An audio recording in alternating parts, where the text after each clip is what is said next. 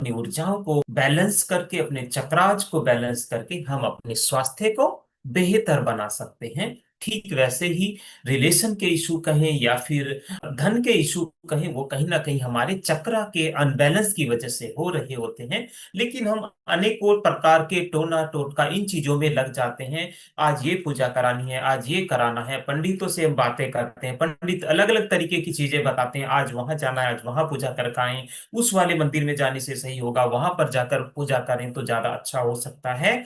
या फिर कहते हैं कि कुछ टोना टोटका के उपाय कि ऐसा कर लिया जाए तो ऐसा हो जाएगा। बट उससे कुछ बदलाव नहीं आता है। क्यों बदलाव नहीं आता है? क्योंकि कहीं ना कहीं कुछ हमारे कर्माज के कारण इशू हो रहे हैं। साथ ही साथ हमने ही अपने जीवन को इस लेवल पर लेकर डाल दिया है कि हमने अपनी धारणाओं पर हम टिके रह गए हैं, पुरानी धारणाओं को अपने जीवन में अपना रहे हैं, या फिर पुराने विचारों को अपने जीवन में अपना रहे हैं। इसकी वजह से जीवन में अनेकों समस्याएं घेरे रखती हैं, जिनका समाधान हमें मंदिर जाने से नहीं हो पा रहा है, अनेकों उपाय करने से नहीं हो पा रहा है। उनका समाधान आप खुद अपने आप कर सकते हैं, अपनी ऊर्जाओं को बढ़ाकर। जब आप अपनी ऊर्जाओं को बढ़ाते हैं तो चीजें बदलनी शुरू हो जाती हैं। आज तक हम हर चीजों के लिए दूसरों के ऊपर डिपेंड रहते आए हैं। बीमारी हो गई तो डॉक्टर्स के पास जाएंगे, दवाई लेने जाएंगे। अगर अदर कोई इशू है रिलेशन से रिलेटेड, उसे उसके लिए भी लोगों से सलाह लेते हैं अब क्या करना चाहिए, लेकिन उनका उपाय कहीं ना कहीं हमारे ही पास होता है।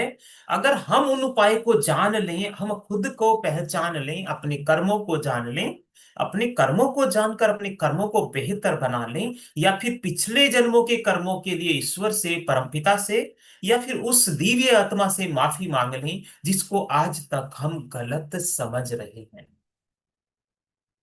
रिलेशन कैसे खराब होते हैं? जैसे कि मैंने बहुत अच्छे से, जब हम साधना ध्यान रहता है उसमें आप लोगों को एक एक चीजें समझाई है कि कैसे रिलेशन का इशू आ रहा है। कहीं ना कहीं हमारे ही कर्मों के कारण है। वो तो एक दिव्य आत्मा है जिसको हम गलत समझ रहे हैं, वो मेरे लिए ये कर रहा है, वो मेरे लिए ये गलत कर रहा है, लेकिन ऐसा हम समझ रहे हैं, हम देख रहे हैं, लेकिन रियलिटी कुछ और होती है। जो हम अपनी आंखों से देख रहे हैं वो रियलिटी नहीं है। रियलिटी उसके हाइड में पीछे छिपी हुई होती है, हमारे ही कर्मों का विज्ञान।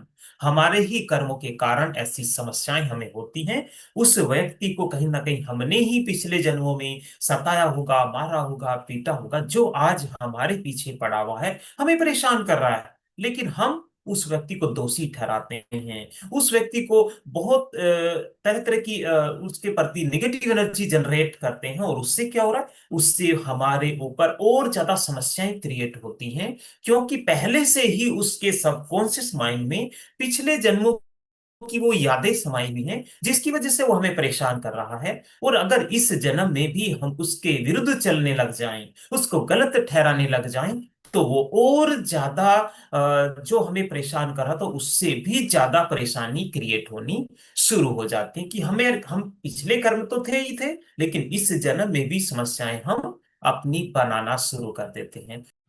अगर हम अपने पिछले जन्मों के कर्मों के लिए उन दिव्य आत्माओं से माफ़ी मांगें और साथ ही साथ इस जन्म में अच्छे कर्म करना शुरू कर दें, तो हम अपने इस जीवन को अच्छा बना सकते हैं, अपने रिलेशन को बेहतर कर सकते हैं, स्वास्थ्य को बेहतर कर सकते हैं और साथ ही साथ अपनी वेल्थ को भी अच्छा कर सकते हैं। Thank you.